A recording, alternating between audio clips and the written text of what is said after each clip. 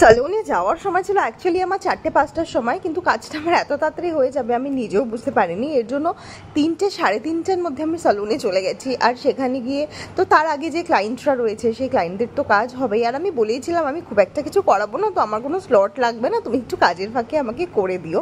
তো যাই হোক, অনেকক্ষণ ওয়েট করে মানে বিকেলবেলা স্ন্যাক্সও চলে আসলো। আমি সবসময় বলি না, মানে এটা হচ্ছে সালুন নয়, এটা আমার কাছে আমার একটা হোম। মানে আমি এখানে গিয়ে রিল্যাক্স করি, আড্ডা দিই, মানে কি না কি করি। তো তারপরে ফাইনালি আমার টান আসলো করার।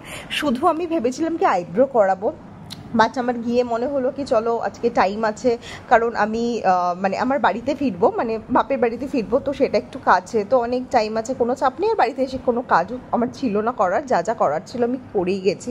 তো আমার হেয়ার কাট হলো, হেয়ার কাট করে আমার মানে ইচ্ছে হলো কি চলো একটু হেয়ার কালার করি, মানে সামনের দিকটা জাস্ট, বিকজ পেছন দিকটা আমার আগে ছিল জানো তো হাইলাইটস ছিল পুরো, তারপরে নিচের দিকটা ওমব্রে ছিল।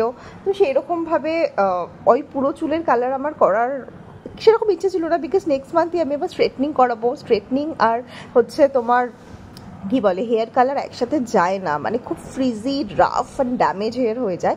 তো সেই কারণে শুধু সামনের দিকটা একটুখানি এক্সপেরিমেন্ট করবো বলে করলাম। একদম আমাকে জিজ্ঞেস করছিল কি কালার করবে, আমি বললাম তো লাইটেস্ট কালার করে দাও। এইবার তো লাইটেস্ট কালার করছে, তো কিন্তু আমার মনের মধ্যে তো ধিক ধিক ধিক ধিক করছে যে কি হবে কি হবে কি হবে, কেমন লাগবে। যদিও এই ধরনের কোনো এক্সপেরিমেন্টই আমার খুব একটা বেকার কখনো যায়নি, সব কিছুতেই উতরে গেছি। তো আজকে দেখার বিষয় হচ্ছে কীরকম কি উতরাবো না উতরাবো।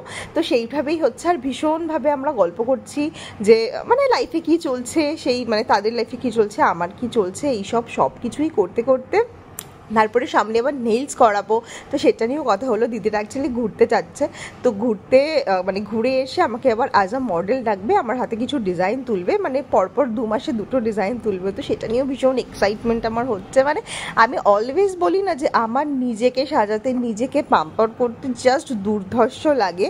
অনেকক্ষণ রাখা হয়ে গেছে, এবার আমি ঘড়ি দেখতে শুরু করেছিলাম, বিকজ এবার ধীরে ধীরে ধীরে ধীরে লেট হচ্ছে। মানে অগাধ টাইম ছিল, কিন্তু সব কিছুর তো একটা লিমিট আছে না।